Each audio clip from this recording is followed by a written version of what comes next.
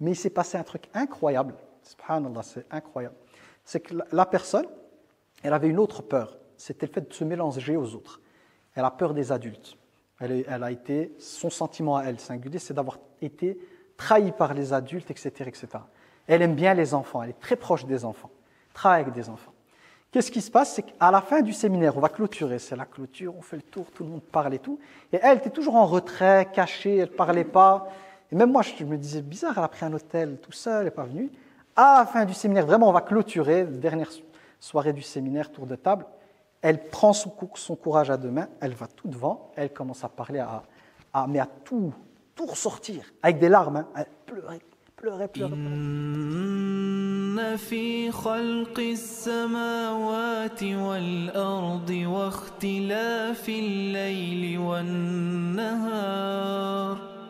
لآيات لأولي الألباب. بسم الله الرحمن الرحيم والصلاة والسلام على أشرف الأنبياء والمرسلين سيدنا ونبينا محمد وعلى آله وصحبه أجمعين.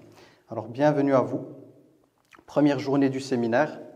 Inch'Allah, ce sera une introduction quant à la thématique. C'est vrai que quand on voit ce thème, il y a certaines personnes, en tout cas c'est Abslam qui me l'a dit, peut-être que le titre il peut faire peur parce qu'il y a le terme souffrance dedans, mais il y a une suite dans le titre, c'est comprendre ses souffrances pour s'en libérer. C'est un thème que j'aime beaucoup, pas parce que j'aime souffrir, hein, mais parce que j'ai envie de dire que la souffrance elle apporte beaucoup. Il y a tellement de choses à apprendre dans la vie, il y a tellement de sagesse à retirer. Et j'ai envie de dire que la souffrance, elle en fait partie. Elle fait partie des éléments révélateurs de la réalité de cette vie, de la réalité de notre condition en tant qu'être humain. Mais surtout, on est là pour quelque chose. Il ne faut jamais oublier ça. C'est quand on oublie sa mission de vie que ça devient compliqué. Et que la souffrance, elle prend des proportions très importantes. Alors, moi, je vais commencer avec vous. Je vous résume un peu la matinée. La matinée, on aura une partie où je vais commencer juste avec l'explication, c'est quoi la douleur, c'est quoi la souffrance. Ensuite, j'ai un exercice à vous proposer par sous-groupe. C'est un chouette exercice, c'est une espèce d'enquête. Vous allez devoir jouer le rôle de juge, policier, plus juge que policier. Je vous dirai le pourquoi de l'exercice après. C'est un exercice quand même où c'est difficile de se positionner. Je ne vous spoil pas, vous allez découvrir, Inch'Allah. L'après-midi, après ça, on verra. Je n'ai pas envie de vous donner trop d'informations. Retenez juste la matinée. Matinée, on va commencer juste avec des concepts. Je vais vous faire travailler en sous-groupe et puis on va commencer le vrai travail. Ça vous va?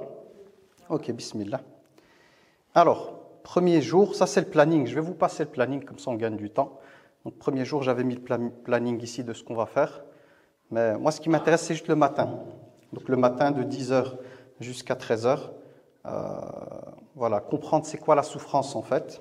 Puis, un exercice collectif qui me permettra de voir certaines choses que je ne vais pas vous dire. Ensuite, il y a l'idée de comprendre d'où viennent les origines de la souffrance. D'où ça vient la souffrance. Donc, je vous passe tout ça. Comme ça, on gagne du temps. Deuxième jour, troisième jour. Voilà, comme ça on gagne un peu de temps. Moi j'ai envie de commencer direct, je suis un peu pressé de rentrer dans le sujet, sachant que ça m'a pris beaucoup de temps pour préparer les slides et tout. Donc la première chose très importante sur laquelle on doit se mettre d'accord, c'est de distinguer deux choses. Le concept de douleur et celui de souffrance. C'est un sujet sur lequel il y a divergence chez les experts. Moi je vais faire un choix. Le choix c'est simplement que pour nous on soit d'accord. Quand je dis douleur, on comprend la même chose. Quand je dis souffrance, on comprend la même chose. Et déjà là, c'est vous mettre, j'ai envie de vous dire, sur une piste très intéressante, c'est qu'on utilise les mêmes mots, mais on ne comprend pas la même chose. Et récemment, j'étais occupé avec un groupe ce samedi, c'est des personnes que je forme pour pouvoir faire mon métier, et je leur disais, pour les personnes qui étaient là lors de la masterclass la dernière, il y a une personne qui était montée et qui avait parlé d'un des cours que j'avais donné. Le cours que j'ai donné sur Surat al-Qalam, qui est traduit par la plume, même si je ne suis pas d'accord avec cette traduction, parce que le qalam, c'est l'objet avec lequel on écrit. Et à un certain moment dans cette sourate, Allah tabaraka wa ta'ala parle du fait de marquer le nez d'une personne. Sanasimuhu ala al-khurtum. Et le terme khurtum en langue arabe renvoie plus à la trompe de l'éléphant que réellement le nez, mais c'est son nez qui est visé. Moi, je donne mon cours tranquille. Je suis super content de partager un peu ce qu'on peut, les méditations qu'on peut retirer du terme. Pourquoi Allah a dit trompe et pas le nez?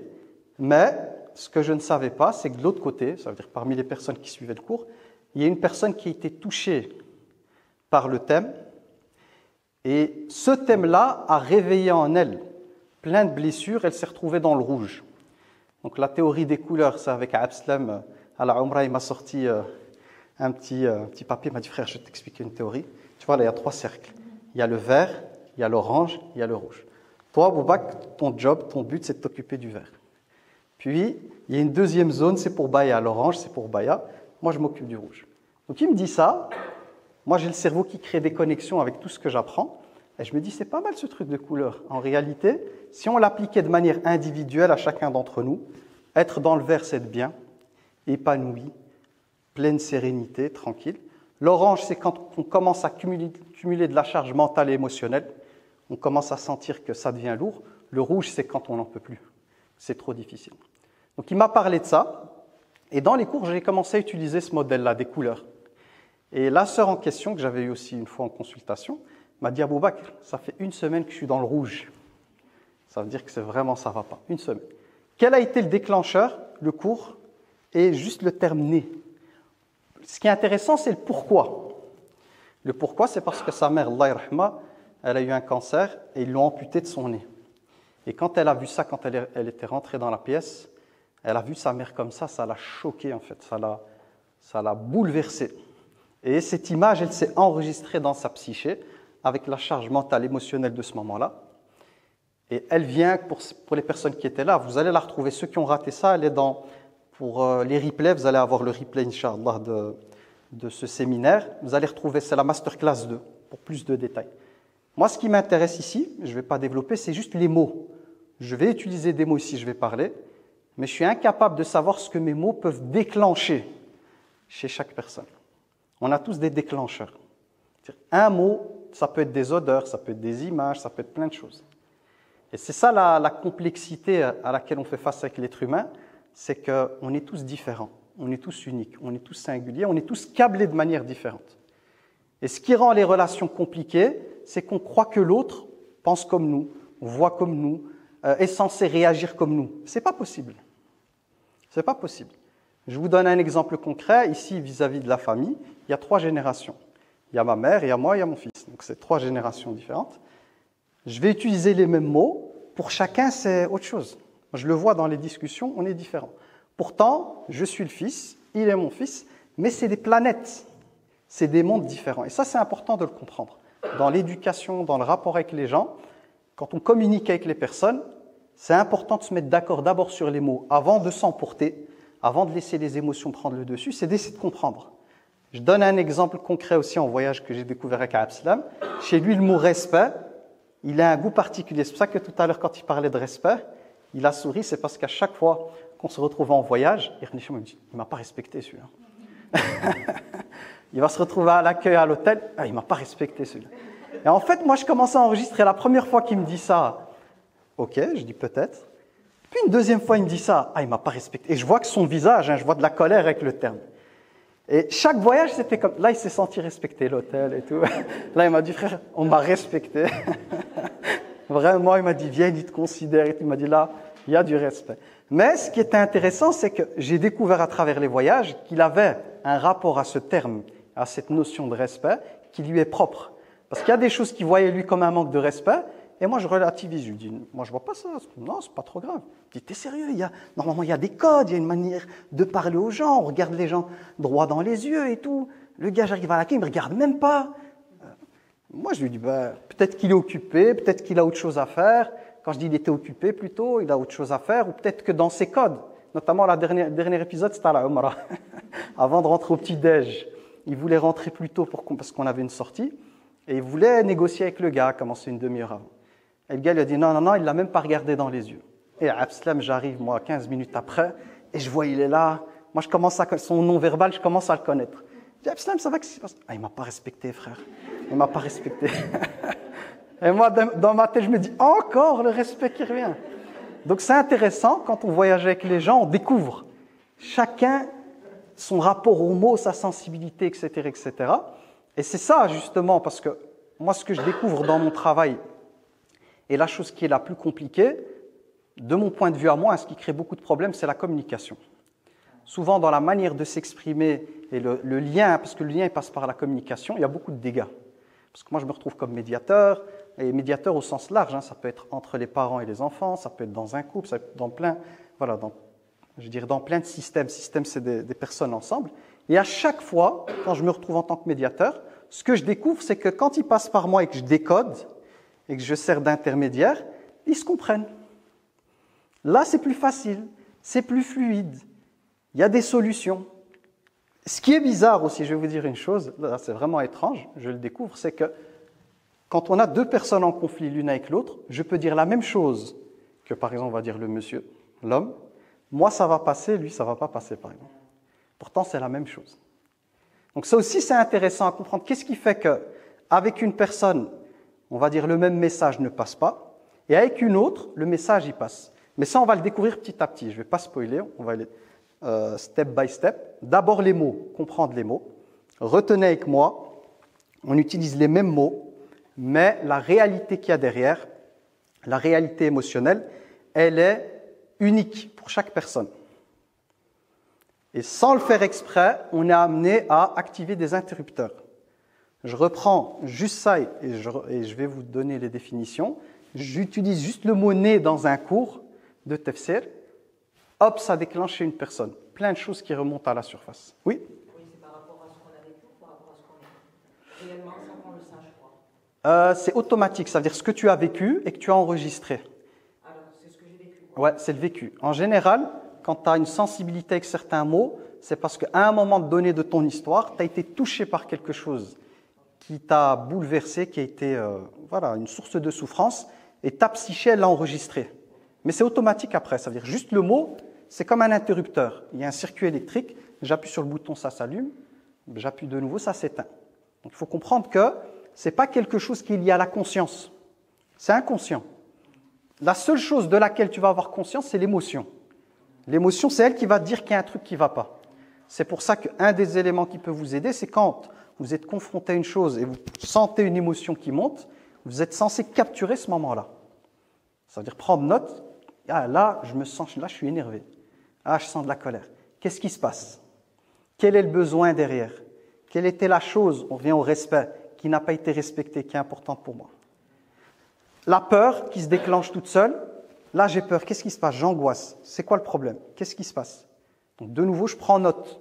Donc, les émotions nous servent à identifier, ou plutôt à mettre de la lumière sur l'inconscient. L'inconscient, il nous échappe. Il y a des fois, je vais me retrouver dans une situation, je vais sentir en moi une réaction, le pourquoi, mais je le sens, c'est là. Et c'est à moi de faire le travail, de me dire, je ressens quoi? Qu'est-ce qui se passe? Quelle est l'émotion? Et c'est à faire tout le temps, c'est-à-dire que par exemple, on a mis dans l'inconscient quelque chose qu'on a vécu qui était très dur, et que si on vit quelque chose, on dit pourquoi je réagis comme ça, et qu'on cherche, après ça réveille, quoi. Est-ce que c'est bien de le faire systématiquement, quoi? Ça dépend de ce que l'émotion, elle crée dans ta réalité. Si elle est bloquante, paralysante, il faut travailler dessus. Si elle est passagère, alors là, c'est pas trop grave. Bloquante, c'est par exemple, je sais pas moi, tu veux faire quelque chose, ça te tient à cœur. Il y a un truc qui est important pour toi. Tu te retrouves à te mettre à appliquer le plan d'action, ok? Au moment où tu l'appliques, tu fais un pas et tu sens que tu as des blocages, tu as envie de fuir. Ou tu es figé, parce qu'il y a la fuite, il y a aussi le fait d'être figé. Là, il y a un blocage quelque part, il y a un truc qui ne va pas. Et toi, tu veux aller dans cette direction. Tu sais que c'est important pour toi. Tu sais que c'est là où tu dois aller. Mais il y a un truc en toi qui te donne envie de fuir, qui t'empêche d'avancer. C'est là où il y a un travail à faire. Mais les émotions passagères, c'est-à-dire celles par lesquelles tu passes, mais qui ne te bloquent pas dans la réalité, ça c'est normal. En tant qu'être humain, on est amené à avoir des émotions. Mais là où il y a un travail de fond à faire, c'est quand c'est bloquant. Moi, j'ai ça en consultation, j'ai des personnes complètement bloquées. Elles veulent faire plein de choses dans leur vie, mais elles n'y arrivent pas en fait. Il y a un blocage total parce qu'il y a des peurs. Et donc l'idée, c'est d'identifier c'est quoi la peur. Elle a peur de quoi la personne? Qu'est-ce qui la bloque? Et cette peur, elle a été créée à quel moment dans sa vie? À partir de quoi? Quelle est la scène du crime? Je fais exprès, vous allez voir que ma manière de transmettre les choses, c'est d'utiliser des mots forts. Pourquoi? Parce que les mots forts permettent d'ancrer l'information. Donc moi, je vais appeler ça la scène du crime. On est d'accord que des fois, c'est pas un crime, mais je le fais exprès.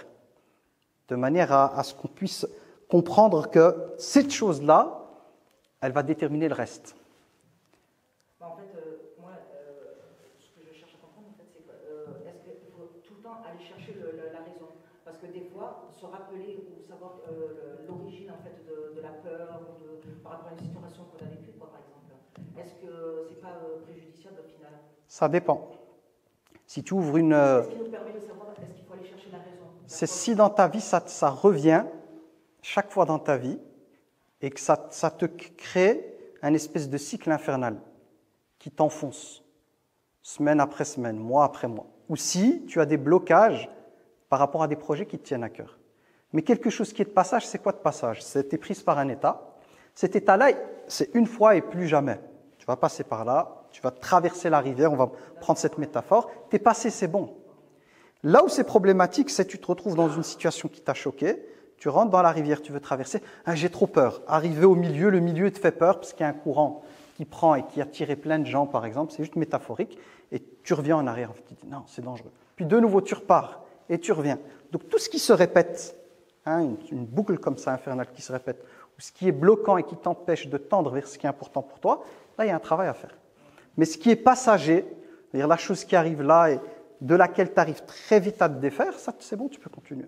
Mais ouvrir ne suffit pas, ça veut dire que, imaginons, voilà, tu découvres que la racine de ton problème, elle vient de telle période de l'enfance et tout, avec telle chose. Te laisser comme ça, c'est laisser la plaie, elle est ouverte. Et on sait c'est quoi une plaie ouverte qui n'est pas soignée, tu as des microbes, voilà, ça va commencer à gangréner. L'idée, c'est de travailler dessus. Le travail, c'est quoi? C'est la modification des perceptions. C'est-à-dire que le seul moyen de se libérer de la racine de ce qui me bloque aujourd'hui, ce qui répète, c'est de revenir dans le passé, mais pas juste pour ouvrir la plaie simplement comme ça, mais travailler dessus. Voir en quoi cette chose vécue a des avantages, des bénéfices.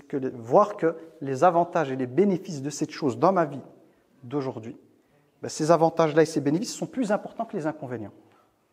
Inconvénient, ça c'est, la nature humaine, elle fait que la chose qu'on va d'abord prendre en considération, c'est le côté amer, c'est les inconvénients, c'est la souffrance, c'est ce que ça génère comme état désagréable. C'est ça qu'on va retenir. Mais ce qu'on ne voit pas, c'est tous les bénéfices et les avantages de cette chose. Donc dès qu'on arrive à connecter les personnes aux bénéfices, qu'elles comprennent en fait que tout ça, ça leur a apporté énormément, tu te libères automatiquement. Et là, tu as cette porte qui s'ouvre à l'intérieur de toi. Ce blocage, il disparaît. Parce que tu n'as plus peur, en fait. Tu comprends que c'était bénéfique. Tu comprends qu'avec ça, tu as appris plein de choses. Mais tant que tu es coincé dans « j'ai eu mal, ça a fait mal, c'était désagréable et tout, j'en ai souffert et il n'y a aucun bénéfice », tu ne peux pas avancer dans ta vie. À partir du moment où on se réforme derrière, quoi. Ça veut dire que si tu te réformes, oui. La condition, c'est de modifier tes perceptions et c'est ça la réforme. C'est parce que nous, en tant que musulmans, la force qu'on a, c'est de connecter ça au plan divin, de comprendre que le plan, il est parfait. Que toutes les choses par lesquelles on passe, elles ont un objectif. Il y a même 3 niveaux que ça touche. L'akhira, donc déjà sur terre la foi, le rapport au monde qui change, et puis il y a l'au-delà. Tant qu'on n'est pas connecté et qu'on ne découvre pas les bénéfices de la chose, on est coincé. C'est valable chez chaque être humain. Là, effectivement, en fait, ce qu'il y a, c'est que pour les excuses, très important le thème. C'est-à-dire que je reprends ici pour les gens qui nous suivent en live. Donc la question, c'est les cas dans lesquels chaque fois on donne des excuses à quelqu'un, maintenant ceci, maintenant cela. C'est comme si ça nourrit le côté dictateur et tyrannique de la personne. C'est comme si à chaque fois qu'on donne des excuses, ça corrigeait rien. Là, effectivement, dans un cas tel que celui-ci, on revient. Moi, ce qui compte pour moi, c'est de distinguer le comportement de la personne, mais le comportement, on va en parler. C'est-à-dire que nous, on va éventuellement dire que la personne, au niveau de son intention, il y a peut-être quelque chose qui va atténuer les faits, mais l'acte, c'est l'acte. Quelqu'un qui tue même involontairement, il a tué en islam, même tuer quelqu'un involontairement, c'est pris en considération. Même s'il n'y avait pas la nia. Quelqu'un qui roule en voiture et il a excès de vitesse, il tue une personne. C'est pas grave, il n'a pas fait exprès, non. Il va y avoir une compensation. Donc là où il y a un travail éventuellement d'excuse, c'est par rapport au fait de permettre à la personne à qui tu parles, qui subit l'injustice, de distinguer le comportement de la personne. Ça revient à ce que je viens d'expliquer. Mais le comportement qui pose problème, il faut le régler. On ne peut pas accepter l'injustice. s'il se règle pas, au moins permettra à la personne qui est victime d'être reconnue dans ce qu'elle subit. Et pas, c'est pas grave.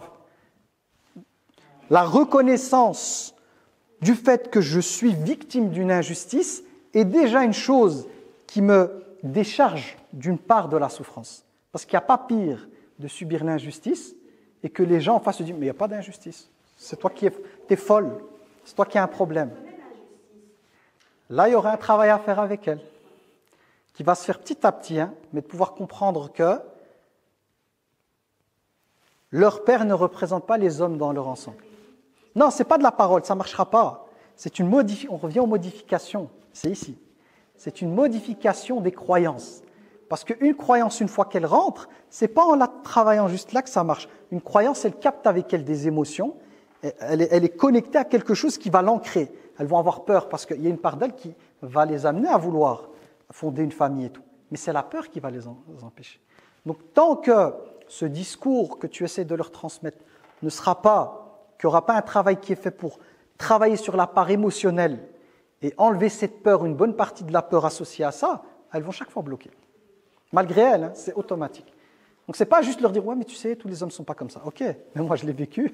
C'est comme quelqu'un, par exemple, il s'est retrouvé avec un chien qui a couru. Première fois que l'enfant découvre un chien, c'est un chien qui allait manger l'enfant, on va dire ça comme ça. Et puis que tu dis à la personne « mais tu sais, les chiens, c'est pas grave, ce chien-là il est méchant, mais les chiens ils sont gentils ». Ouais, mais moi, cette expérience que j'ai eue, la peur que j'ai eue là, il ne faut plus me parler. Et je fais exprès de parler de chiens parce que dans le Tanger 2023, il y avait une personne avec nous, justement, qui était venue me poser la question « est-ce qu'elle n'attirait pas les chiens ?» Elle me dit. Elle avait une phobie des chiens. Ouais, elle avait une phobie des chiens, elle me demandait « Abouba, qu'est-ce que j'attire pas ? Est-ce que je ne serais pas une personne peut-être qui attire ça pour une raison, ils sentent quelque chose en moi ?» Donc elle est venue vers moi, moi je lui ai expliqué, je lui ai dit « non, toi tu crois ça parce que à partir du moment où tu as peur des chiens, tu vas les voir beaucoup plus facilement que d'autres. » Parce qu'elle me dit « ouais, j'étais à Tanger, subhanallah, je marche dans la rue, il y a un chien qui sort, qui vient vers moi. » Je lui ai dit « Tanger, il y a plein de chiens dehors. Ça veut dire que la probabilité avec laquelle tu vas tomber dessus, c'est la réalité. C'est comme si moi je dis à Abouba que les voitures rouges et tout, voilà, j'en ai peur, aujourd'hui j'ai vu une voiture rouge. Mais les voitures rouges, il y en a plein, elles sortent, ou j'invente blanc. Ou... Donc j'ai essayé de déconstruire ça avec elle en lui disant « écoute, ça c'est tes perceptions qui t'amènent à penser ça. » Au moment où je lui dis ça, ça ne l'a pas forcément libérée de sa peur. Chaque fois qu'elle venait à l'hôtel pour le séminaire, elle avait peur d'eux et tout. Mais il s'est passé un truc incroyable. Subhanallah, c'est incroyable. C'est que la personne, elle avait une autre peur. C'était le fait de se mélanger aux autres. Elle a peur des adultes. Elle a été, son sentiment à elle singulier, c'est d'avoir été trahie par les adultes, etc., etc. Elle aime bien les enfants, elle est très proche des enfants, travaille avec des enfants. Qu'est-ce qui se passe? C'est qu'à la fin du séminaire, on va clôturer, c'est la clôture, on fait le tour, tout le monde parle et tout. Et elle était toujours en retrait, cachée, elle ne parlait pas. Et même moi, je me disais, bizarre, elle a pris un hôtel tout seul, elle n'est pas venue. À la fin du séminaire, vraiment, on va clôturer, dernière soirée du séminaire, tour de table. Elle prend son courage à deux mains, elle va tout devant, elle commence à parler, mais à tout ressortir, avec des larmes, elle pleurait. Elle disait, voilà, moi dans le groupe, j'ai eu le sentiment que j'étais mise à l'écart, mais je sais que c'est moi qui... Et elle a commencé à dévoiler toute sa souffrance liée à l'être humain, aux adultes, l'humain, la trahison, le rapport qu'elle a aux adultes, etc., contrairement aux enfants, en pleurant. Elle a reçu à ce moment-là beaucoup d'amour, les gens sont venus autour d'elle, on rassuré, on lui a parlé, incroyable. Mais vraiment, je vous dis, moi-même, alors que je fais de la thérapie, de l'accompagnement, j'étais choqué. Elle a eu quelques jours en plus à Tanger. Le lendemain, chacun est parti, l'avion et tout. C'est incroyable. Elle nous envoie des vidéos et elle se balade avec les chiens de Tanger. Ils l'accompagnent. Wallah que c'est vrai. Elle a été leur acheter de la viande. Ils l'ont accompagnée au bord de la plage toute seule, assise là, elle leur donnait de la viande. Ils l'ont protégée, ils l'ont accompagnée jusqu'à l'hôtel. Elle filmait tout ça. Jusqu'à l'hôtel, elle est rentrée. Elle dit finalement, ils ne sont pas méchants, ils sont gentils et tout. Et moi, j'étais choqué. Choqué pourquoi? C'est parce qu'au départ, elle avait une peur bleue des chiens. Qu'est-ce qui a fait que son rapport aux chiens a changé? C'est quand elle est venue, elle a vidé sa peur des adultes, du groupe, même du groupe, la peur d'être mise de côté et tout ça, qu'elle a osé affronter ses émotions avec les gens. Elle a pleuré, elle a vidé les larmes de son corps. Ça a débloqué les deux. Incroyable. Vous imaginez quelqu'un qui a peur des chiens? J'achète de la viande, ils sont là. Le lendemain vidéo, il l'accompagne jusqu'à l'hôtel et tout. Je dis, mais c'est... Donc moi-même, je veux dire, dans le processus que j'avais mis en place dans le séminaire, J'ai pas mis ça en place. Moi, je n'étais pas là pour débloquer des, comment on va appeler ça, des phobies ou tout ça. Je n'étais pas du tout là-dedans. C'était 4 clés pour un nouveau départ.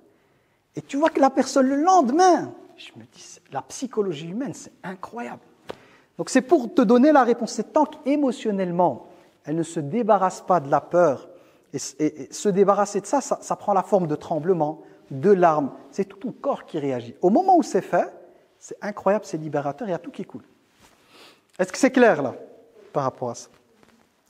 Donc, ici les blessures, comme je vous ai dit, croyances limitantes. Les blessures, il y en a 5, mais je vais passer pour vous donner l'exercice.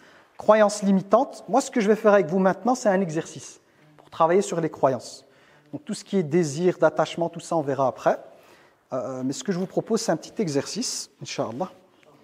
Après l'exercice, vous pourrez décider quand il est fini de votre côté de manger.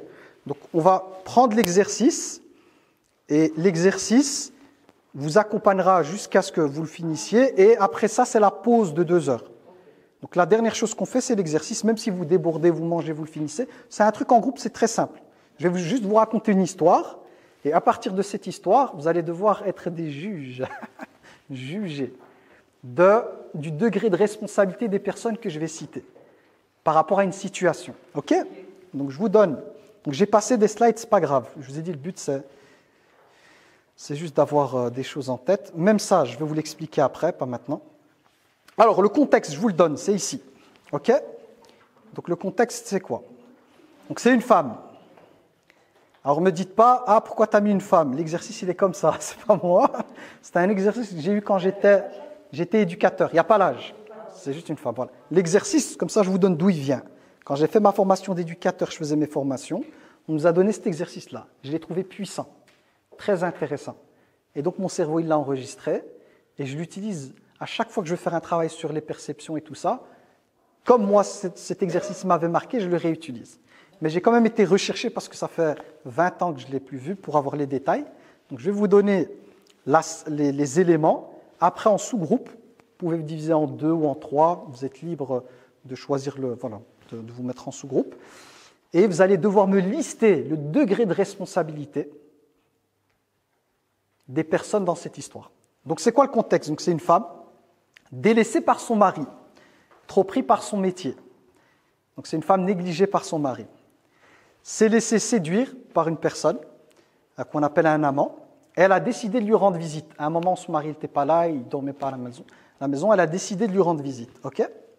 Pendant l'absence du mari, sachant que le mari, le lendemain matin, il devait rentrer à la maison. Donc qu'est-ce qu'elle fait? Donc elle va rencontrer cet amant. Donc elle passe la nuit avec lui. Le lendemain, elle doit vite rentrer chez elle à la maison, avant qu'il rentre à la maison. Ce qui va se passer, c'est que entre elle, là où elle était, et là où se trouvait cette personne-là, il y a un pont. Sur le pont, il y a un fou qui menace de la tuer. Elle décide de faire marche arrière. Elle va chez un passeur. Passeur, c'est en bateau. Pour lui demander de pouvoir la faire traverser en bateau. Parce que c'est trop dangereux, il y a le temps qui tourne. Elle arrive chez le passeur refuse de la faire monter tant qu'elle ne paye pas. Il lui dit, écoute, il faut payer. Ok, tu peux me dire ce que tu veux, tu payes, tu montes. Tu ne payes pas, tu montes. Qu'est-ce qu'elle fait? Elle retourne chez cet amant, elle lui explique la situation, elle lui demande de l'argent pour pouvoir passer. Elle dit, écoute, moi je ne veux pas rentrer dans tes problèmes et tout, laisse-moi tranquille, débrouille-toi. Elle se fait rejeter par lui. Au moment où elle se fait rejeter par lui, elle a un autre ami là-bas, c'est comme un ami très proche. Il faut savoir que l'histoire, elle vient des non-musulmans, donc j'ai juste repris l'exercice parce qu'il est intéressant. Donc elle va voir un ami. Cet ami-là l'aime secrètement, il ne lui a jamais dévoilé, et elle lui raconte toute l'histoire. Déçu par son comportement, il y a de la jalousie, il refuse de l'aider. Il la laisse, parce que lui, ça l'a touché à l'intérieur. Qu'est-ce qu'elle fait? Elle repart, elle ressort, elle est de nouveau prise par le temps, elle essaie de voir avec des gens à l'extérieur qui pourraient l'aider, il n'y a personne qui l'aide. Voyant qu'il ne lui reste plus beaucoup de temps, elle décide de dépasser sa peur et de traverser le pont. Au moment où elle veut traverser, le fou s'approche d'elle et il la tue. Elle décède. Vous allez devoir, vous les juges, me lister le degré de responsabilité des 7 personnes, je vais rappeler leur nom, des 7 personnes, de la personne la plus responsable à la moins responsable. Les personnages, qui sont-ils? Vous avez la femme, c'est sur le côté là, à droite. La femme, le mari, je rajoute négligent, l'amant, le fou, le passeur, l'ami, qui était un ami très proche pour lequel considérait comme un frère, Et les autres, c'est les gens à l'extérieur. Donc, il va falloir me classer, mais vous n'allez pas être seul pour faire ce travail. Vous allez vous mettre soit diviser le groupe en deux, et si c'est trop en deux, ben en 3 ou en 4. Donc, c'est très souple au niveau de la composition du groupe. C'est juste que ça doit être agréable pour vous, pas trop loin que vous puissiez communiquer. Donc, si vous estimez que 4, c'est assez pour mettre 2 personnes comme ça, 2 comme ça pour travailler, c'est plus simple que d'en avoir 6. Vous pouvez le faire, donc ça peut être 4, 4, 4 par exemple. OK ? Et vous allez devoir argumenter. À la fin, on doit sortir avec une conclusion. Vous allez vous mettre d'accord sur une conclusion. Vous avez le droit dans vos notes d'avoir votre liste personnelle, mais moi, il me faut par groupe, une liste sur laquelle vous êtes mis d'accord. Et à chacun, avant de valider, chacun doit argumenter. Ça vous va ? Je répète l'histoire ou elle est claire ? Yes. Alors l'exercice, c'est quoi ? C'est qu'à partir du moment où elle est décédée, elle est morte, devant la justice, ils doivent classer le degré de responsabilité par rapport à son décès. Donc vous êtes comme des juges. Et vous avez les personnages de la scène et vous allez devoir les placer. Qui est le plus responsable, du moins responsable ? Vous allez devoir les classer. Vous allez voir que ce n'est pas facile. Chacun à qui il va classer en premier. Et le travail, il est là. Et faites-le vraiment comme vous le pensez. Donc, vous ne laissez pas influencer par les autres. Donnez votre avis, vos arguments et tout. Et à la fin, il me faut une liste par groupe. Donc, ça demande de se mettre d'accord. Vous pouvez avoir votre liste personnelle. Comme ça, on compare chacun ce qu'il a pensé seul. Et on verra qui a été le groupe le plus fort qui a pu résoudre cette enquête. Du chocolat. Vous avez gagné quoi? Non, le repas. Il y a le repas là-bas. C'est le repas.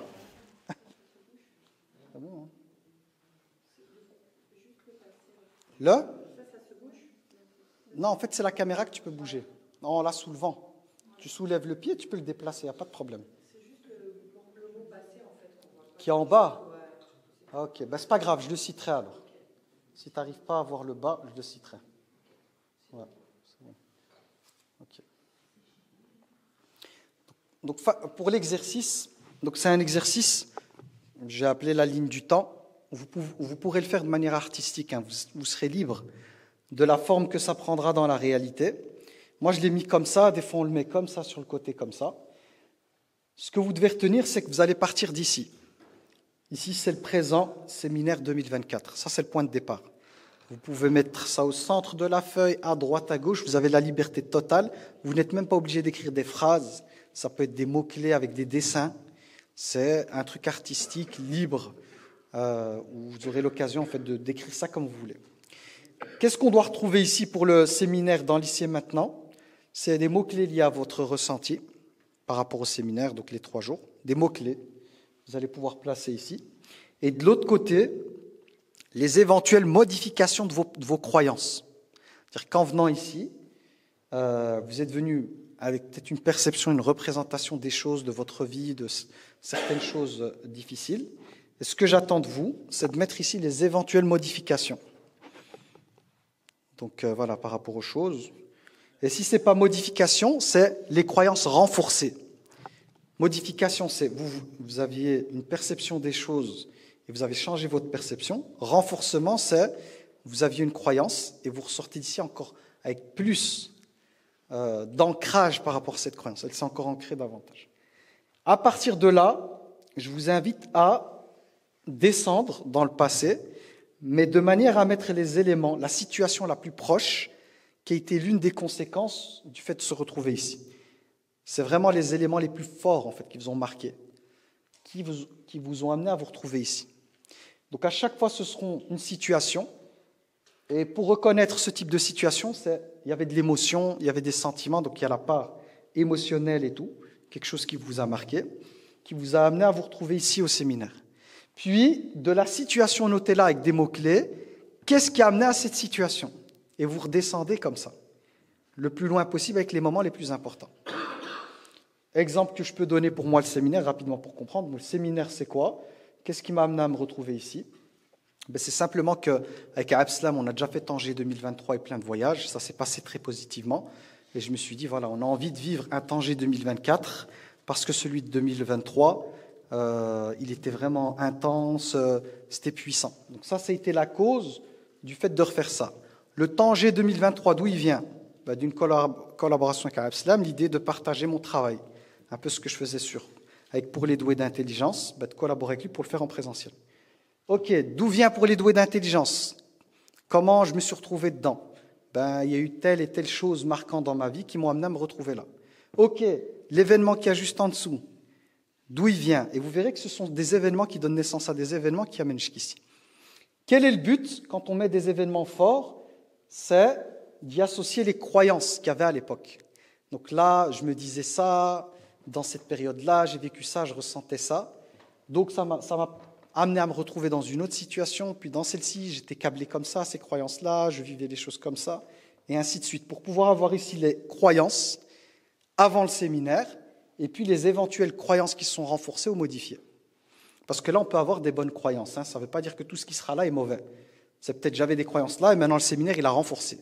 Exemple de ne pas avoir lâché prise par rapport aux résultats. Dans ma tête, c'est Allah qui décide et il n'y a pas à contrôler. Par exemple, c'est un exemple que je donne, là, ça s'est renforcé avec le séminaire. Ok. Après, quel sera le but? C'est là où le plan d'action va se mettre en place. C'est, à la suite du séminaire, quels sont vos objectifs? La question d'Abslam. Donc la suite après le séminaire. Et les croyances associées à cet objectif-là, qui viennent sûrement d'ici. Donc quelles sont les croyances que vous allez puiser ici, qui vont définir vos objectifs, le reste de votre histoire, ce que vous allez faire à l'extérieur. Parce qu'à chaque fois, nos choix et nos objectifs sont liés à nos croyances. Parce que les pensées qu'on a dans notre tête, la pensée est l'enfant de la croyance. C'est en fonction de ce que je crois que je vais penser. Si je crois qu'Allah est le créateur des cieux et de la terre, automatiquement, un lever, un coucher de soleil, je vais me dire, c'est la manifestation des attributs divins, de la création d'Allah. Si je ne crois pas en Allah, je vais voir un lever du soleil, mes pensées, c'est la physique, le Big Bang, etc., etc. Donc, il faut comprendre que nos croyances, chaque croyance est une maman qui va donner naissance à des enfants qui sont les pensées. Et une croyance, c'est quoi? C'est une pensée que je crois être vraie. Ça veut dire que la fille peut devenir maman elle aussi. Comment elle devient maman? La fille, c'est la pensée. C'est le jour où, quand je me dirais que cette croyance, cette pensée-là, dans ma tête, le fait de croire qu'elle est vraie, en fera une croyance. Ça vous parle ce que je dis là ou c'est du chinois? S'il y a un truc qui n'est pas clair, il faut me le dire, comme ça je répète et je réexplique. C'est juste au niveau des croyances par rapport aux objectifs. Ça veut dire que normalement, tout objectif que tu auras dans ta vie part d'une croyance. Si je me dis je suis nul, je ne vais jamais y arriver, tu vois, automatiquement ça va définir ma relation avec le monde et mes projets. Si je me dis, je ne sais pas moi, alhamdoulilah, Allah subhanahu wa ta'ala, il m'a donné encore du temps, j'ai vécu telle et telle chose, et aujourd'hui j'ai compris mon objectif, c'est quoi? Je donne un exemple, c'est de pouvoir aider les gens dans ce qu'Allah m'a donné, par exemple. Cette chose-là, c'est un objectif. À partir de quelle croyance? C'est de te dire, je suis là sur Terre pour quelque chose, j'ai une mission. Cette mission, c'est de contribuer, d'apporter. Ça part de là, en fait. C'est clair? Il faut savoir que les consignes que je donne, elles sont souples et flexibles. Si vous estimez que la manière dont c'est formulé, ça vous coince comme des vêtements qui resserrent, les vêtements de pingouin, vous avez le droit d'élargir et de modifier certaines choses. Donc, il y a un cadre, c'est juste un cadre. Mais ce cadre-là ne vous empêche pas de sortir du cadre. Vous pouvez sortir, rajouter. Le plus important, c'est que ça vous parle à vous. Que ça prenne la forme de ce que vous voulez ou ce qui traduit ou qui résume ou qui capte un peu votre monde. Moi, je l'ai mis comme ça parce qu'on a tous besoin. Si je vous donne un exercice et je vous dis « Allez, créativité !» et il n'y a pas d'élément de cadre, vous allez être perdu en fait. Vous dire on doit faire quoi, on dit quoi et tout, il faut des questions. Là, c'est juste, j'ai voulu juste dresser une autoroute, mais elle n'a pas de barrière. Vous pouvez élargir la route, etc. etc. C'est clair? Donc ça, c'est pour l'exercice. Alors, je regarde le timing.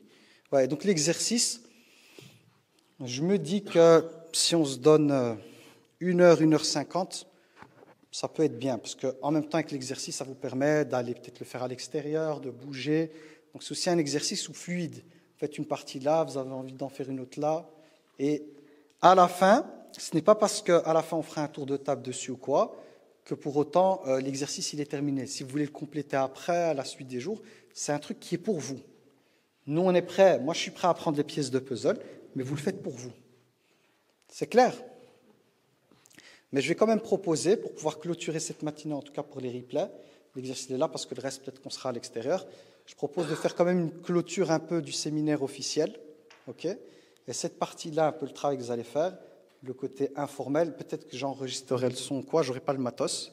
Donc j'ai quand même envie qu'on clôture un peu ici ensemble. Et le reste, on écoule jusqu'avant de manger. C'est flexible. Ça vous va? Ok. Raison pour laquelle on va faire un petit tour de table, Inch'Allah. Donc pour le tour de table, l'exercice, vous l'avez en tête. Ça, vous savez que c'est l'exercice final qui va, Inch'Allah ta'ala, parachever le séminaire et qui va vous accompagner pour le reste, en dehors du séminaire. Mais moi, je vous propose un petit tour de table final, Inch'Allah, pour juste le séminaire officiel. Ça vous va? Que pour le séminaire officiel. Et j'ai envie de tester le fait de vous passer le micro sans poser de questions précises. Parce que d'habitude, je dis un mot pour voir un peu la différence, s'il y a une différence ou pas. Mais vous aurez un instant chacune pour pouvoir mettre des mots sur la manière dont vous avez vécu, en tout cas le cadre officiel de ces 3 jours. Ok? C'est bon pour vous?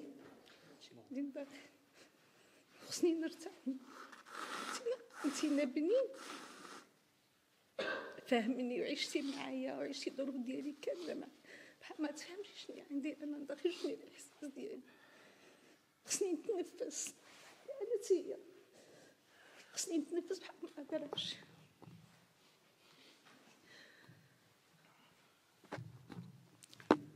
La traduction, comme ça je traduis, c'est qu'elle dit que de son côté, en fait, la difficulté à laquelle elle est exposée, c'est qu'elle a l'impression que je vais donner une image, c'est comme une bougie, en fait, qui pour éclairer se consume. Et que c'est comme si ça l'étouffait, cette réalité l'étouffait. Et elle dit, j'ai besoin de respirer, mais c'est comme si je ne peux pas. Donc je ne peux pas, j'ai besoin de respirer, je ne peux pas. Parce qu'il y a 2 solutions. C'est soit je dis rien et je me tais, soit j'essaie de faire comprendre, et c'est ce qu'elle fait depuis X temps, mais en face, on ne va pas forcément comprendre ce qu'elle essaie de dire. Et donc voilà, elle dit, j'ai besoin de respirer, mais je n'arrive pas. Alors moi, je n'ai pas la vocation ici de trouver la solution ici et maintenant. C'est bien qu'elle puisse exprimer. La première étape, c'est juste de vider. Je dis la première étape, juste trouver. Et en fait, l'erreur que je ne dois pas faire, c'est d'aller à contresens de ce que tu ressens. Je dois accueillir ce que tu dis, tu vois. Je pense que ça, c'est l'erreur. C'est bien d'avoir aussi des erreurs pour comprendre ce qu'il ne faut pas faire et ce qu'il faut faire. Je pense que l'erreur, c'est de venir de dire non, mais il faut relativiser, et de toute façon, il a ça. Non, c'est de dire ok, pour toi, c'est difficile et tout. Et ça ne veut pas dire que tu as un problème ou que tu es quelqu'un de pas bien, c'est ce que tu ressens. Et c'est ok de ressentir ça. Je pense que c'est déjà la première étape de libération, c'est d'accepter la réalité de l'autre, même si moi, dans ma perception qui est la mienne, j'ai une autre vision de la chose. Ce n'est pas parce que j'ai une autre vision que j'ai raison. C'est-à-dire qu'au niveau émotionnel pour elle, ce n'est pas parce que je vois les choses comme ça. Et peut-être que la réalité dans laquelle je suis est beaucoup plus neutre, mais on ne cherche pas l'objectivité. On cherche juste à comprendre la personne, comment elle le vit. Et je pense que l'erreur que j'ai faite, c'est bien de faire des erreurs en direct, parce qu'on peut corriger, c'est d'avoir cherché, parce que c'est ma mère, je ne le fais pas avec les autres, mais je vais le faire avec ma mère, c'est de mettre de côté son ressenti et de la forcer à prendre en considération autre chose. Et en faisant ça, il y a comme un rejet, en fait. C'est comme si mon rejet à moi de ce qu'elle vit, c'est peut-être la source de la souffrance, et pas forcément la problématique. C'est le sentiment qu'on ne m'entend pas, on ne comprend pas ce que je vis. Et ça peut devenir le problème, alors que nous, on pense que le problème, c'est la relation. Non, on ne me comprend pas. Et quand je parle, on rejette en fait mes émotions. Est-ce qu'en faisant ce que j'ai fait là, c'est mieux? Voilà, donc c'est bien. Vous voyez que l'erreur, elle sert à quelque chose. Mais si elle a le haq.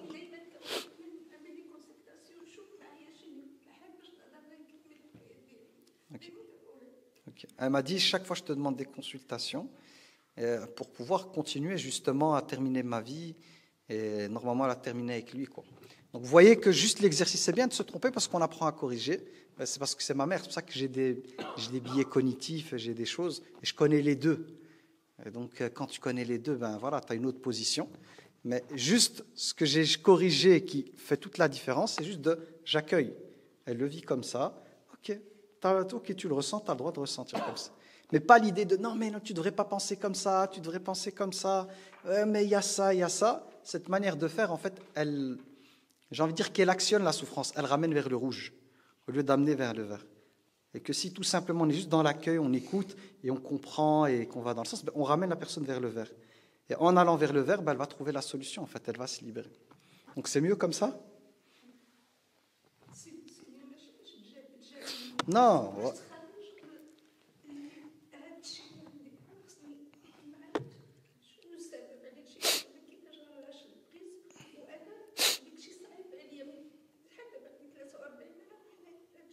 Ouais. Ouais.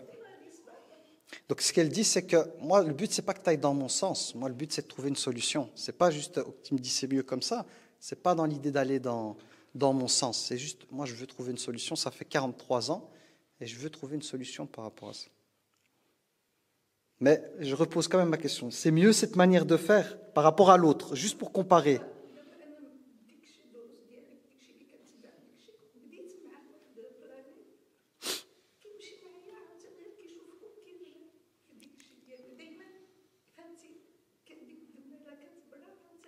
Ok. Alors, ce qu'elle me dit, c'est qu'avec les cours et tout, ben, il y a une amélioration.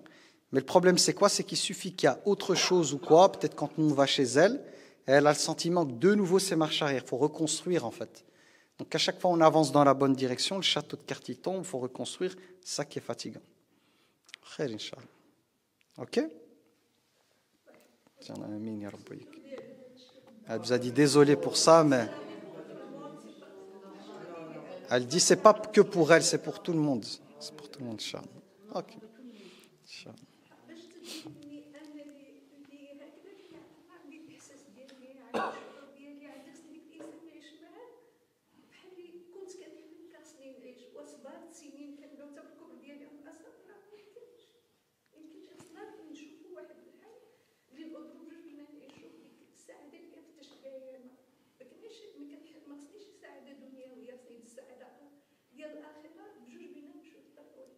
Elle dit que bon, il y a eu 43 ans de patience et tout, c'était compliqué. Et maintenant, ce qu'elle recherche, c'est à deux d'avancer dans le vrai bonheur. Son bonheur à elle, c'est de cheminer ensemble spirituellement. Et qu'il ne faut pas, peut-être que dans ma manière d'avoir dit les choses, il ne faut pas porter un jugement en fait sur ce qu'il y a. Sa demande, elle n'est pas l'idée de lui mettre une étiquette, mais juste de pouvoir terminer ce qu'il leur reste dans la spiritualité, dans ce qui est important pour elle et ce qu'elle a toujours voulu dans sa vie et qu'elle a eu l'impression de ne pas avoir. Ok. Écoutez, alhamdulillah, donc en écoutant tous vos témoignages, alhamdulillah, donc comme d'habitude, gratitude, alhamdulillah. Il y a un bruit, je sais pas c'est quoi. Ah, c'est la télévision. Alhamdulillah. Donc voilà, je disais alhamdulillah tout simplement. Gratitude et on a toujours le souci que les choses se passent au mieux pour vous et c'est sincère, voilà. On essaie d'accomplir notre mission comme on peut. Alhamdulillah, si vous repartez avec quelque chose, c'est le but. Donc, alhamdulillah. Et voilà. Hein. Je sais pas quoi dire. Après, alhamdulillah, comme d'habitude, comme je l'ai expliqué, les premières expériences, c'était des surprises. Parce que quand les gens ils commencent à se dévoiler et tout ça, c'est, comme je l'ai déjà dit plein de fois, au début, c'était complètement nouveau pour moi. Donc, j'ai subhanallah. Au point de me dire, mais qu'est-ce que tu as fait en fait? Qu'est-ce que tu as créé comme rassemblement? Mais c'est Allah qui crée les rassemblements. Alhamdulillah. Et voilà, ça fait que fortifier comme tu l'as dit, Abou Bakr, alhamdulillah, ce travail qu'on essaye de faire par la grâce d'Allah, et qui est un effort de da'wah en fait, et que alhamdulillah, le fait de voir vos parcours, de vous rencontrer, c'est quelque chose dont on se nourrit aujourd'hui. Je pense que c'est pareil pour Abou Bakr. On est vraiment dans... je me réjouis, je vais parler pour moi, je me réjouis de ce genre de rassemblement.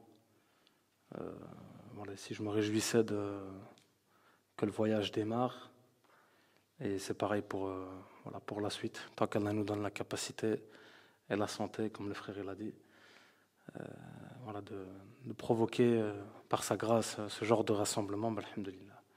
En tout cas, vous êtes toutes, mashallah, très fortes. Voilà, donc ça, je pense que je l'ai dit aussi quand on discutait. On voit quelqu'un de costaud et tout ça, mais mashallah, quand on voit vos parcours, je dis, je sais plus, je l'ai dit hier, je pense. Je dis, subhanallah, en fait, ouais, moi j'ai toujours eu une petite vie. Enfin, j'ai eu mes épreuves, mais sincèrement, voilà, en fait, vous m'avez, comment je veux dire, renforcé dans ma conviction que, subhanallah, j'ai vécu mes épreuves, elles m'ont ramené vers Allah, subhanahu wa ta'ala. Mais voilà, il y a des gens qui vivent vraiment des trucs de ouf, en fait, et c'est bien, en fait. C'est bien, parce que c'est comme ça, en fait. Quand on voit le parcours des autres, bah, alhamdulillah, ça nous fait grandir et ça nous rappelle qu'on peut pas cheminer seul et qu'on doit s'accrocher à ce genre d'ambiance, comme je le répète, et ce genre de fréquentation. Et je vous encourage vraiment à garder le lien, à entretenir ce lien. Voilà, parce qu'après la routine elle nous reprend. Quand on va rentrer chez nous, bah, va y avoir de la fusion, comme on a pu le constater dans les autres voyages. Donc ça va mijoter, cogiter, alhamdulillah.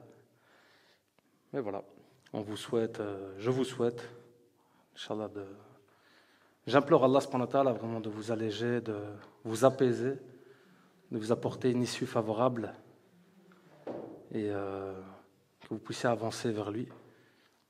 Donc voilà, dua pour tout le monde. Voilà. Est-ce que tu as trouvé le quad?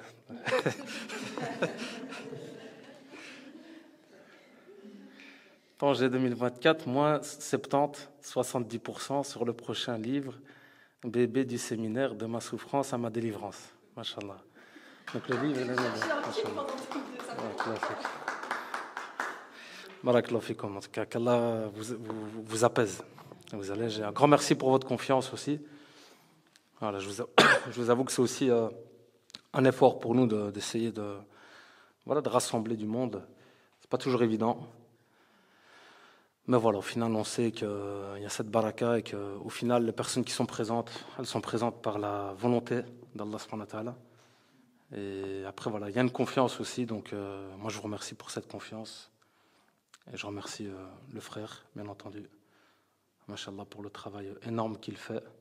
Et qu'Allah subhanahu wa ta'ala lui facilite ce chemin-là. Et puis tout le monde.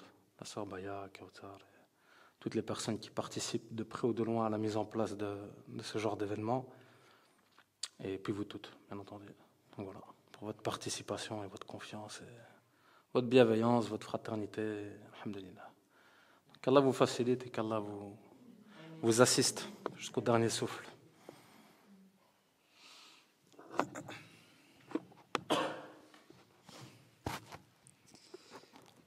Alors moi, pour clôturer,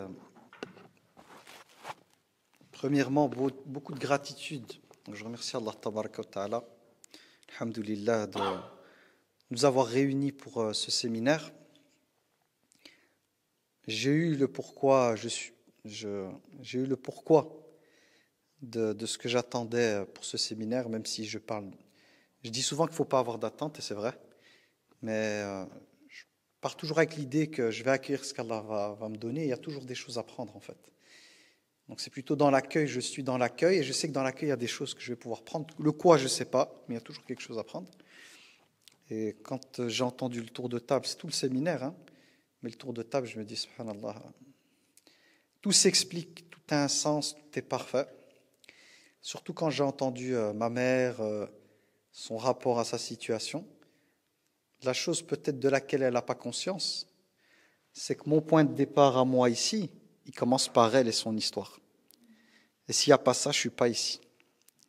Et quand je vois tout ce que ce point de départ il permet de créer là, je me dis Allahu Akbar.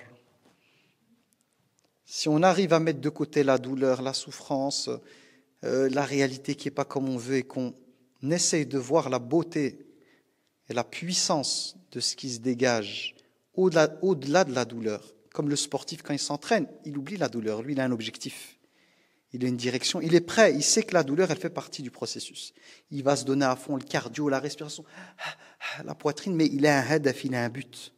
Et son but l'amène à dépasser la souffrance.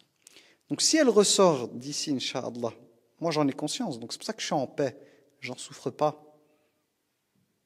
C'est pour ça que je vous ai dit que la souffrance, elle peut être une alliée. C'est parce que moi je vois ce qu'Allah permet à travers ça.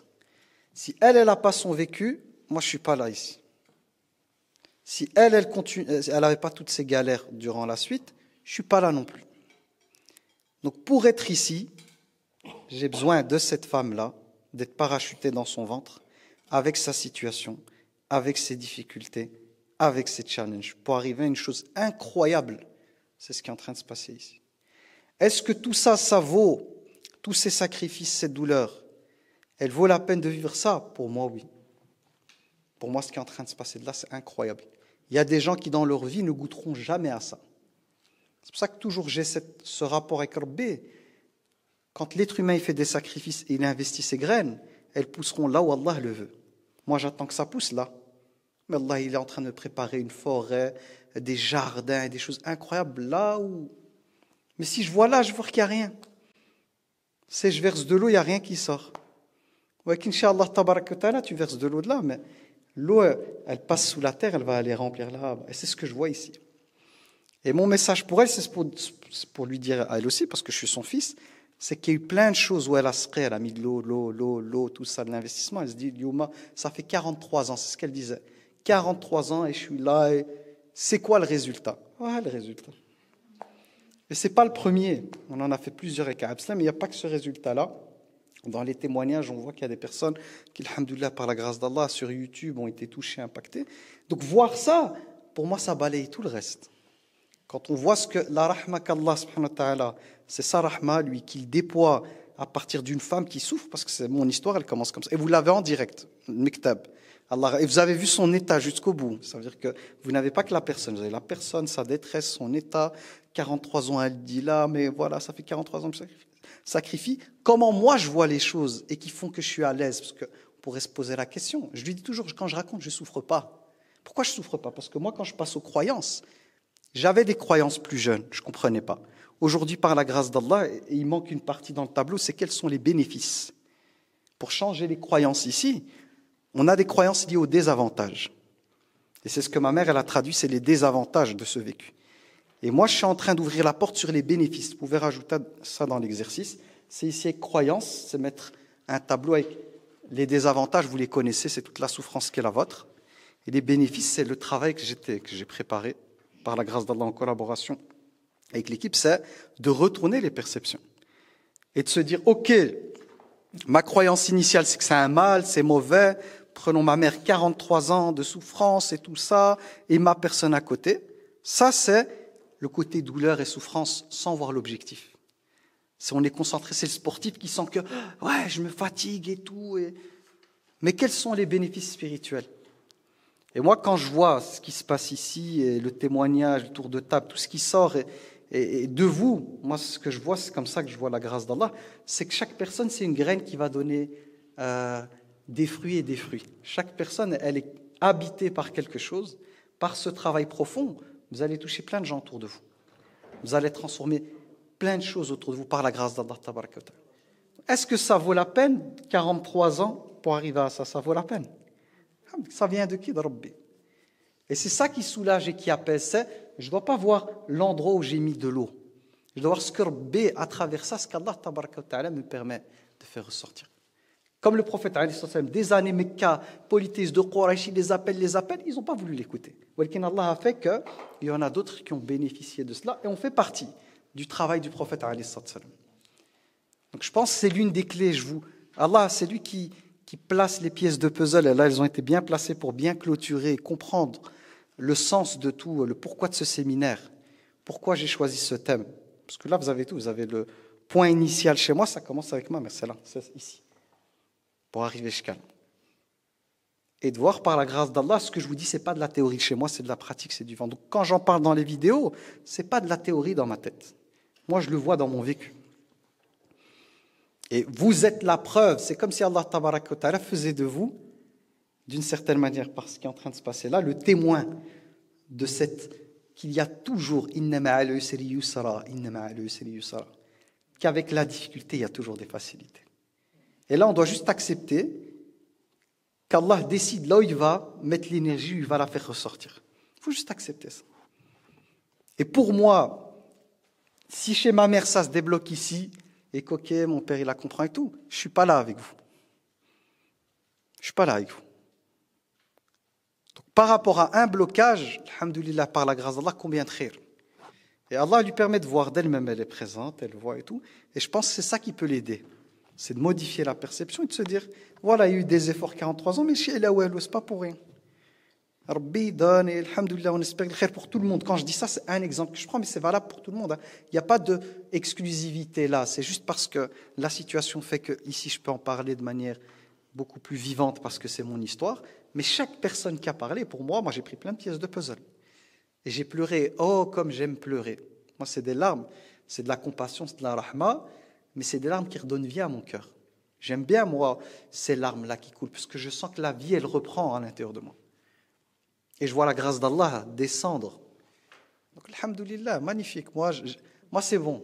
Je peux dire qu'on a encore une partie, Inch'Allah, à terminer, mais j'ai pu nourrir la part que j'avais besoin de nourrir, et j'ai pu prendre la force, en tout cas 80%, parce qu'il reste encore, Inch'Allah, les moments informels.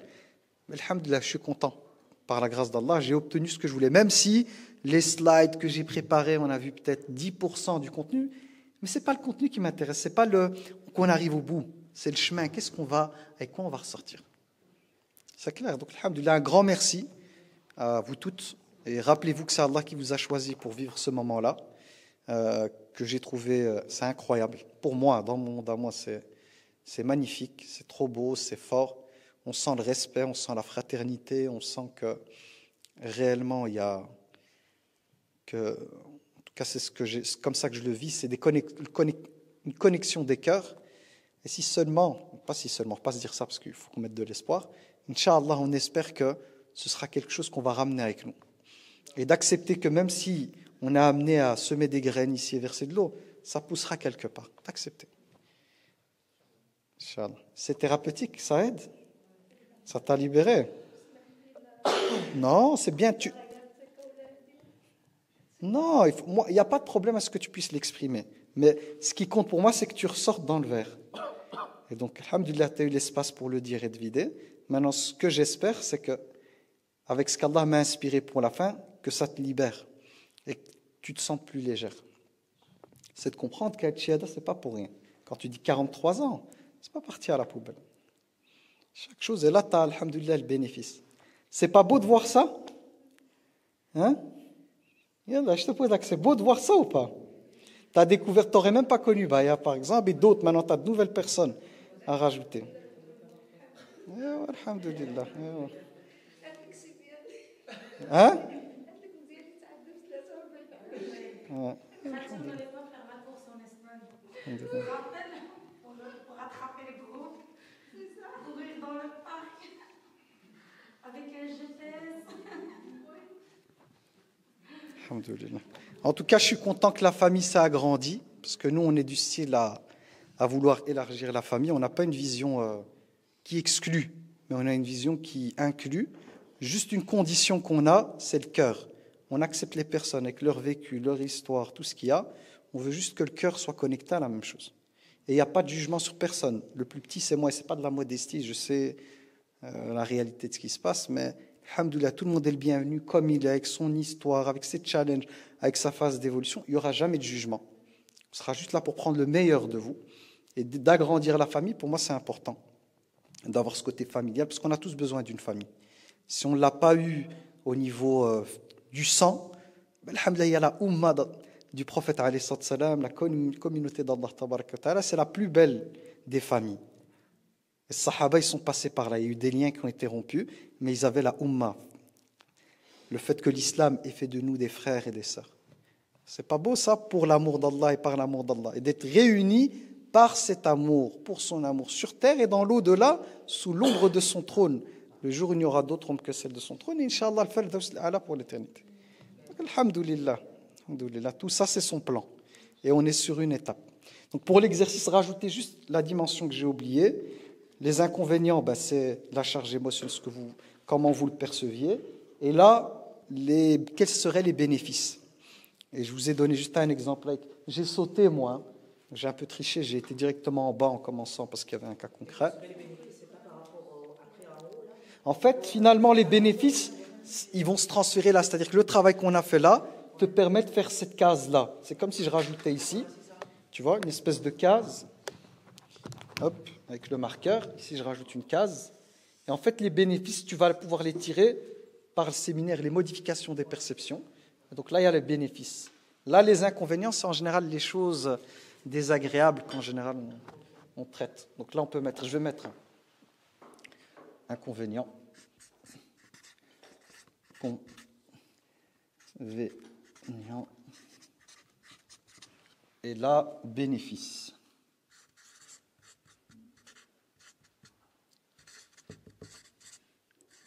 Bénéfice d'avoir vécu telle chose. Hein? C'est les bénéfices et les... Tu peux, si tu veux, si toi tu préfères. En fait, il faut savoir que l'exercice il est souple. Moi, je vous mets des mots-clés. Après, si pour vous, croyance, ça ne va pas avec inconvénients et tout, vous pouvez mettre ça à part. Mais en général, c'est lié aux croyances. Les inconvénients, c'est ce que je me dis moi. Et je crois d'une telle situation. La croyance, il y a les deux. C'est-à-dire qu'en modifiant ta croyance, tu es dans le bénéfice. C'est clair? Donc ça, c'est vraiment l'exercice qui est censé capturer le travail qu'on a fait et qui vous permettra d'avoir un plan d'action pour la suite. Comme ça, vous ressortez avec quelque chose, vous êtes venu avec l'idée de ressortir. Et chaque fois que vous êtes confronté à une difficulté, moi je dis souvent ça aux personnes, prenez le cas la chose à laquelle vous êtes confronté, écrivez les bénéfices, plutôt les inconvénients de cette chose et les éventuels bénéfices. Si vous galérez, il y a une autre manière de le faire. C'est quels auraient été les inconvénients si je n'avais pas vécu ça. Ok? Quels seraient les inconvénients si je ne l'avais pas vécu? Et donc là, c'est de nouveau, quels sont les bénéfices de l'avoir vécu? Exemple, si moi, ma mère n'avait pas vécu ce qu'elle aurait vécu, quels seraient les inconvénients? Je ne serais pas avec vous ici, je ne ferais pas le travail que je fais, je ne serais pas connecté à ma mission de vie. Donc, quel est le bénéfice? C'est que ça participe à me permettre d'être là avec vous, de partager ça, la foi, etc., etc. Vous avez compris l'exercice? C'est un peu ça l'idée, Inch'Allah.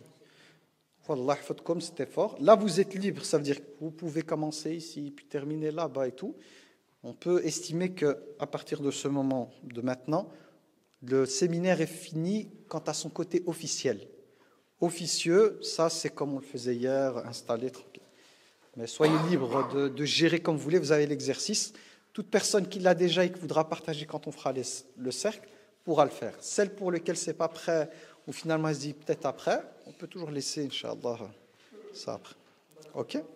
Fiki barak, avec grand plaisir. آمين يا رب آمين يا رب الله يحفظكم سبحانك اللهم وبحمدك أشهد أن لا إله إلا أنت أستغفرك وأتوب إليك سبحان ربك رب العزة عما يصفون وسلام على المرسلين والحمد لله رب العالمين. Dernière chose, je pense qu'elle est importante, je clôture parce que je veux appuyer là-dessus. Vous avez vu qu'à la fin, premièrement, accueillir les émotions, donc comprendre. Deuxième étape, c'est dès que je lui ai parlé du groupe et des bénéfices, elle a oublié son problème. C'est qu'à partir du moment où je suis arrivé à mettre des mots pour lui dire que si tu ne vis pas tout ça et tu n'es pas passé par ça tes 43 années, moi je ne peux pas faire, on ne serait pas là. Et on voit que ça l'a apaisé. Mais première étape, ce n'est pas directement la réponse. D'abord, on laisse la personne vider le verre, il faut qu'il se vide. Si on ne le vide pas, on ne peut rien mettre dedans. S'il est rempli, même si on ramène la meilleure chose au monde, un verre vide, tu ne peux pas. Donc d'abord, on vide. Laissez la personne parler avec son monde, elle a le droit d'exprimer les choses. J'ai fait l'erreur d'aller trop vite parce que c'est ma mère, je connais l'histoire. Vous avez vu que j'ai fait qu'amplifier son mal-être. Quand on l'a laissé parler, que je lui ai dit « Ok, c'est vrai, tu as raison et tout », c'est déjà un point en moins. Après, on laisse un peu, comme on dit, infuser, et là, on peut remplir le verre. Quand il se vide, on peut le remplir en modifiant les croyances. C'est important, ça. Pas directement des solutions. Salam alaikum wa rahmatullahi wa barakatuh tout le monde. Alors, là, vous êtes arrivé à la fin, j'imagine, de la vidéo sur le séminaire. Une petite information pour les personnes intéressées pour voir l'ensemble du séminaire. Qu'est-ce que vous retrouvez dedans? Parce que là, vous avez eu juste un extrait, 1 heure, alors qu'au total, il y a beaucoup plus qu'1 heure. Chaque journée, on a plus ou moins 6 heures, on va dire, entre 5 et 6 heures. Vous avez 3 journées. séminaires au total. Donc, vous en avez pour près de 20 heures, sans ici l'introduction. Vous avez aussi certaines masterclass qui ont été déjà données et tout, et un bonus voilà, qui est la clôture du voyage. Alors, vous retrouvez ça où? Si vous êtes sur YouTube, vous allez retrouver ça, donc pour pouvoir vous inscrire et bénéficier de la promotion, parce qu'il y a une offre promotionnelle encore pour ces quelques jours. Je pense que le premier sera fini, donc le premier au soir, le 1er janvier 2025 sera fini. Je ne sais plus si la limite c'est le 31 décembre jusqu'au soir ou le 1er janvier. Bref, c'est autour de ça. Donc, il reste plus beaucoup de temps pour pouvoir avoir vraiment une promotion pour bénéficier de tout le séminaire, donc tout le séminaire. Inch'Allah, plus un bonus. C'est-à-dire, vous aurez un bonus qui est le séminaire Tanger 2023 qui s'appelle 4 clés pour un nouveau départ. Donc là, vous avez un extrait, donc vous savez c'est quoi un peu ce que ça donne à l'intérieur, mais l'extrait ne rend pas compte de tout ce qui a été partagé. On peut voir ensemble hein, le nombre d'heures exact. Donc si vous voyez qu'il y a 2h11, si on prend la partie 2, vous avez 2h48, vous passez au module suivant, donc jour 2, vous avez 2h43, on passe à la partie 2, on a 2h18. Si on va au module 3, troisième jour, ben, c'est 3h24. Et là, vous avez, là, c'est parce que la souris n'est pas au bon endroit. Si on la met là, c'est 2h50. Donc, vous voyez qu'il y a pas mal, sachant qu'il y a encore le bonus tout en bas qui est la clôture, qui est enregistrée par audio. Voilà, il y a juste un montage vidéo qui a été fait. Donc, voilà, pour les personnes intéressées, pour pouvoir bénéficier de la promotion, après, bah, le prix promotionnel disparaîtra. Il n'y aura plus que le fait de pouvoir prendre ce séminaire au prix complet. La promotion, elle est valable, comme j'ai dit, jusqu'à, je pense, que c'est soit le 31 jusqu'au soir ou jusqu'au premier, quoi. Premier, ce sera la fin des fins. Tout est en description de la vidéo, Inch'Allah. Qu'Allah vous illumine, rien d'obligatoire, hein. C'est pour ceux qui sont intéressés, on ne sait jamais qu'il y a des personnes intéressées qui aimeraient profiter de cette promotion. Ben, voilà, le but, c'est de transmettre l'info. Pour les autres, ben, vous avez eu, alhamdoulilah, les extraits. Si les extraits vous ont apporté de la valeur, c'est par la grâce d'Allah Tabaraka wa Ta'ala. Sur ce, je vous dis à très bientôt. Je sais que je ne suis pas très régulier sur YouTube parce que je suis trop pris et vous l'entendez par ma voix, hein. Je suis revenu hier du séminaire. Donc, voilà, donc, je suis quand même un peu fatigué. Mais alhamdoulilah, c'était très positif, très bien. Beaucoup d'émotions, beaucoup de choses puissantes. Et on continue, hein. On est reparti, Inch'Allah, pour, alhamdoulilah, partager ce qu'on peut. En tout cas, sur YouTube, effectivement, je suis beaucoup moins présent parce que mes cours et tout ce que je fais, en fait, les programmes que je mets en place me prennent tout mon temps, quasi tout mon temps. Mais j'essaie de temps en temps de partager des choses qui pourraient vous apporter de la valeur, Inch'Allah. Allah yahfadkoum. Assalamu alaikum wa rahmatullahi wa barakatuh.